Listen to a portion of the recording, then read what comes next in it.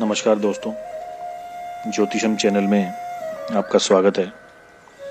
मैं डॉक्टर निशांत आज आपसे बात करूंगा आने वाले वर्ष 2023 में मेष राशि के सामान्य राशिफल के बारे में। देखिए, वर्ष 2023 में शनि आपकी कुंडली के 10वें और 11वें भाव के स्वामी होकर 11वें भाव में ही गोचर करेंगे, जिसके परिणाम स्वरूप आपको फल जो है बहुत ही अच्छे मिलने वाले हैं तथा इस वर्ष देवगुरु बृहस्पति के 9वें और 12वें भाव के स्वामी होकर 12वें और पहले भाव में भी गोचर करने के योग बने हुए हैं, जिससे आपको मिले जुले परिणाम देखने को मिलेंगे। साथ ही इस वर्ष राहु और केतु आपकी कुंडली के चंद्र कुंडली के प्रथम और सप्तम भाव में गोचर करेंगे, जिसके अनुसार आपको मिले जुले परिणाम प्राप्त होंगे। एक तरफ जहां आपको विदेश भ्रमण का अवसर भी मिल सकता है, वहीं दूसरी तरफ आपको वैवाहिक जीवन में कुछ दिक्कतों का सामना भी करना पड़ सकता है। हालांकि आपको संयम से काम लेना होगा, क्योंकि यह स्थिति बहुत जल्दी सामान्य हो जाएगी, ज्यादा परेशान नहीं करेगी। मेष राशि के जातकों के लिए वर्ष 2023 में देवगुरु बृहस्पति आपकी कुंडली के 12वें घर में गोचर करेंगे। इस कारण आपके खर्चे भी बड़े हो जाएंगे। विदेश यात्रा के योग तो खुलेंगे ही। यहाँ पर बृहस्पति की उपस्थिति आपकी सेहत पर भी खर्चा करवा सकती है।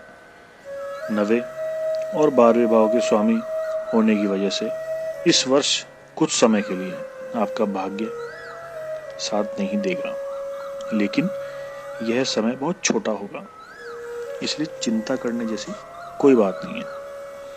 इस दौरान विदेश यात्रा तो होगी ही, लेकिन उस विदेश यात्रा से अधिक लाभ होने की आशंका कम ही रहेगी। हालांकि अप्रैल के बाद में आपके खर्चों पर नियंत्रण हो जाएगा, क्योंकि बृहस्पति राशि परिवर्तन करके मेष राशि में प्रवेश कर जाएंगे, जिसके फलस्वरूप आपका खर्चों पर नियंत्रण हो जाएगा और आप में स्वतः ही संयम आ जाएगा। आपका भाग्य भी उदय होगा और आपकी सेहत में भी सुधार होगा। 22 अप्रैल के बाद में आपके जीवन में बेहतरीन सुधार आने की पूरी संभावना बनी हुई है।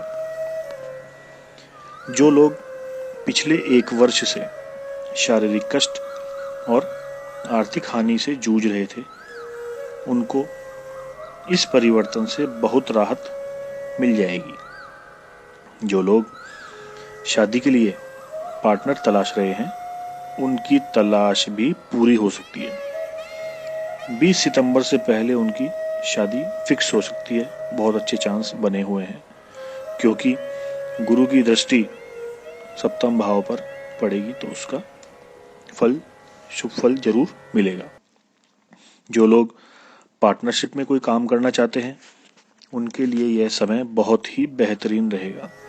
उनके पार्टनर का उन्हें पूर्ण सहयोग मिलेगा। शनिदेव आपके कर्म क्षेत्र और आमदनी भाव के स्वामी होकर आमदनी भाव में ही विराजमान होंगे, क्योंकि शनि की प्रवृत्ति है कि वह जहां विराजमान होते हैं वहां के फलों को बढ़ा देते हैं।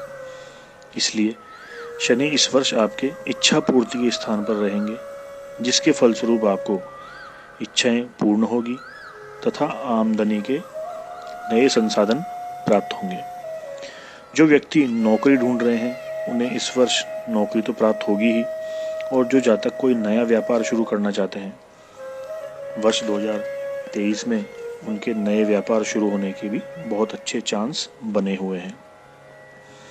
और साथ में व्यापार में लाभ भी होगा, ऐसी बात नहीं है।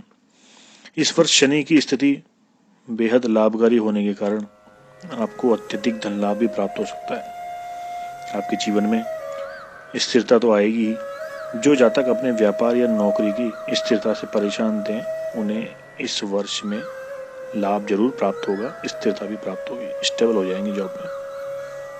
इस वर्ष राहु और केतु का पहले और 7वें भाव में गोचर करना आपके पारिवारिक जीवन में थोड़ा संघर्ष ला सकता है। ध्यान दें इस बात पे। आपके पार्टनर के साथ आपके वाद विवाद की स्थिति उत्पन्न हो सकती है।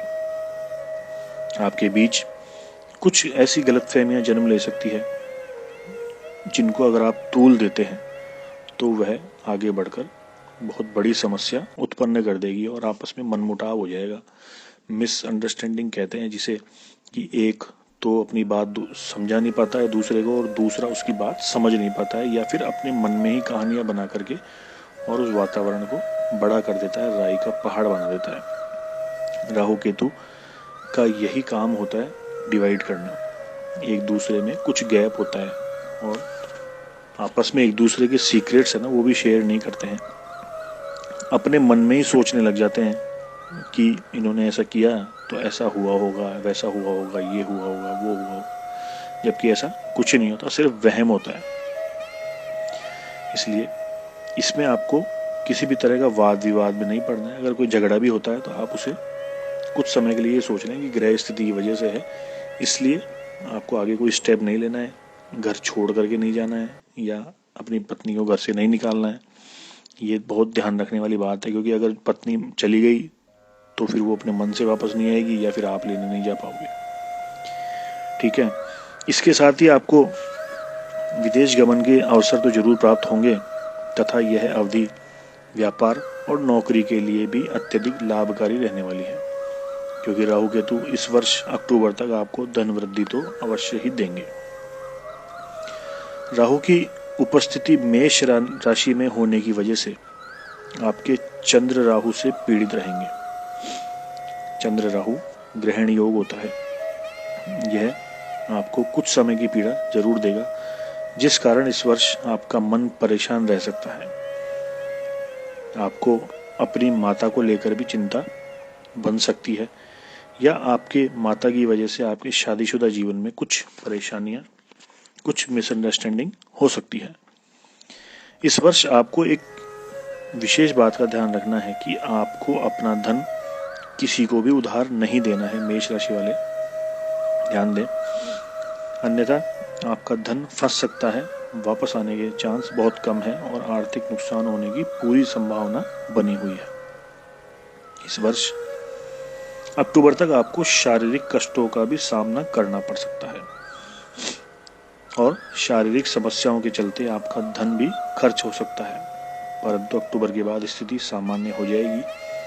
राहु जब इफेक्ट करता है तो वह बीमारी का वहम दिलाता है, बीमारी नहीं देता है।